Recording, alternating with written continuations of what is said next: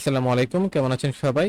তো গত ভিডিওতে আমরা দেখছিলাম যে আমরা কিভাবে জেঙ্গো অ্যাডমিন কমান্ডের সাহায্যে একটা প্রজেক্ট শুরু করতে পারি।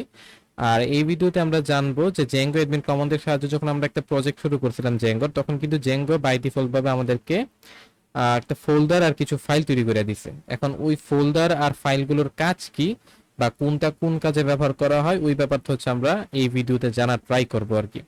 এখন গত ভিডিওতে কিন্তু আমরা দেখছিলাম যে আমরা একটা কমান্ড ইউজ করছিলাম জেঙ্গো এডমিন নামে।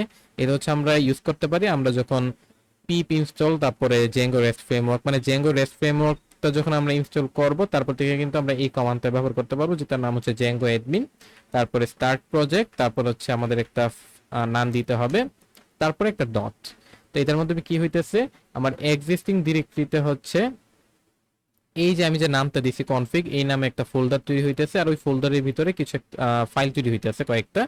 আর তারপরে এখানে আমাকে ম্যানেজ ডট পাই নামে একটা ফাইলও তৈরি করে দিতেছে জেঙ্গো। আর রিকোয়ারমেন্টস ডট টিএক্সটি তে এটা আমরা পি ফ্রিজের মাধ্যমে করছিলাম। এখন এই কমান্ডগুলো অ্যাপ্লাই করার আগে কিন্তু আমাদেরকে আবার করতে হবে, আমাদেরকে কি করতে হবে, আমাদের ভার্চুয়াল এনভায়রনমেন্টটা কিন্তু চালু করতে হবে, নাহলে কিন্তু আবার কাজ করবে না। ঠিক আছে? আচ্ছা, এখন আমরা জানবো যে এখন এই ফোল্ডারটার কাজ কি, বা এই ফোল্ডারের ভিতরে যে ফাইলগুলো আছে ওইগুলোর কাজ কি। এখন আমরা জেঙ্গো অ্যাডমিন কমান্ডের মাধ্যমে যখন একটা প্রজেক্ট স্টার্ট করি, তখন কিন্তু আমাদের একটা নাম দেওয়া লাগে। এটা কনফিগ হইতে পারে, কোর হইতে পারে, বেস হইতে পারে, বা আপনারা যেটা দিবেন ওইটাই হইতে পারে। তো ওই ফোল্ডারটা আমার এই প্রজেক্টে ব্রেইন হয়ে যায় আর কি। ব্রেইন কেন হইতেছে, কারণ এটার ভিতর জেঙ্গো তার নিজস্ব যে গুরুত্বপূর্ণ ফাইলগুলো আছে যেগুলো লাগবে জেঙ্গো রান হওয়ার জন্য, ওইগুলো রাখে। এখান থেকে জেঙ্গো সবকিছু কন্ট্রোল করে আর কি, মানে প্রথম কন্ট্রোলের স্টেজ এইটা।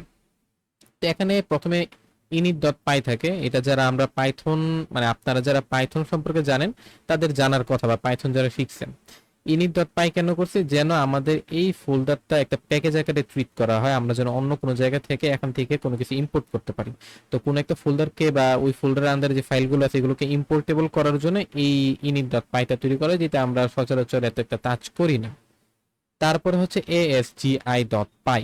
তো এটার কাজ কি, এটা আপনাদেরকে আপনার সার্ভারটা বা ব্যাকএন্ডটা রান করতে সাহায্য করে, এবং আমাদের যে এসটিটিপি কানেকশন হোক, সকেটের কানেকশন হোক, যেই ধরনের কানেকশন আসুক না কেন, ওইগুলো যেন কাজ করে প্রপারলি, যেন আমাদের নেটওয়ার্কটা চলাচল করতে পারে, আমাদের রিকোয়েস্ট গুলো যেন প্রপারলি হ্যান্ডেল হতে পারে, এগুলো ASGI ইউজ করে আর কি। মানে এটা ASGI.py নামে যে ফাইলটা, এটা কন্ট্রোল করে। আর settings.py আমাদের যাবতীয় সেটিং যত কিছু আছে, আমাদের কোন অ্যাপ গুলো আমরা ইনস্টল করব, আমাদের সিকিউরিটি ফিচার, আমাদের মিডল ওয়্যার।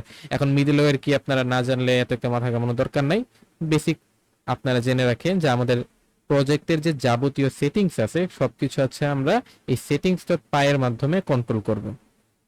তারপরে ইউআরএলস ডট পাই। এখানে আমরা কি করব, আমাদের রাউট গুলো ডিফাইন করব, আমাদের ইউআরএলস গুলো ডিফাইন করব, আমাদের এপিআই গুলো এখানে ডিফাইন করব। মানে আমরা এপিআই কি যদি আপনারা না জেনে থাকেন, ধীরে ধীরে জানবেন।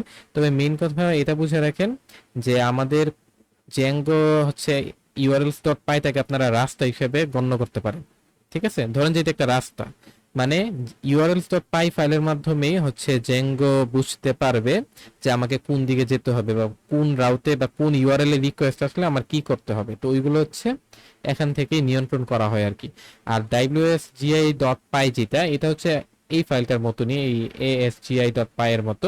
জাস্ট এটা সকেটের কানেকশন গুলো হ্যান্ডেল করতে পারে না। ঠিক আছে? রিয়েল টাইমের যে কানেকশন গুলো আছে ওইগুলো হ্যান্ডেল করতে পারে না। এটা জাস্ট এইচটিটিপি, মানে আমাদের এটাকে আপনারা অ্যানালগ হিসেবে চিন্তা করতে পারেন, এটাকে আপনারা ডিজিটাল হিসেবে চিন্তা করতে পারেন। এখন বিস্তারিত আরো ডিটেইল আমরা ইন ফিউচার জানবো আর কি। তো আপাতত এইটুকু বুঝে রাখলেই চলবে। তারপর ম্যানেজ ডট পাই। তো এটা ধরেন যে আপনার কন্ট্রোল প্যানেল। কিরকম, ধরেন যে আমরা যে কমান্ড গুলো অ্যাপ্লাই করতেছি না, কমান্ড গুলো কিন্তু এক্সিকিউট হইতেছে এই ম্যানেজ ডট পাই এর থ্রুতেই। ম্যানেজ ডট পাই কিন্তু আপনার এই কমান্ড গুলোকে অ্যাপ্লাই করতেছে। আমরা যখন আমাদের সার্ভার রান করবো, একটা কমান্ড আছে পাইথন ম্যানেজ ডট পাই রান সার্ভার, এটার মাধ্যমে কিন্তু আমাদের সার্ভারটা আমরা রান করবো আর কি। আমরা আপকামিং ভিডিওতে এই ব্যাপারগুলো দেখবো। মেইন কথা আমাদের যত কমান্ড আমরা অ্যাপ্লাই করব, ওইগুলো সবকিছু কন্ট্রোল করবে এই ম্যানেজ ডট পাই। ঠিক আছে? আর রিকোয়ারমেন্টস ডট টিএক্সটি তো আমরা পি ফ্রিজের মাধ্যমে জেনারেট করি, যেটার মধ্যে আমাদের কোন কোন লাইব্রেরি গুলো বা প্যাকেজ গুলো আমরা ইউজ করতেছি ওইগুলো এখানে থাকে আর কি। তো এই জেঙ্গোর একটা বেসিক স্ট্রাকচার। আমাদের আপকামিং ভিডিওতে বা আমাদের নেক্সট ভিডিওতে আমরা দেখবো যে আমরা কিভাবে একটা অ্যাপ তৈরি করতে পারি, আর অ্যাপ জিনিসটা কেন দরকার জ্যাঙ্গোতে বা এটার কাজ বা কি। ঠিক আছে, তো দেখা হবে পরবর্তী ভিডিওতে। তার আগ পর্যন্ত ভালো থাকবেন। আসসালামু আলাইকুম।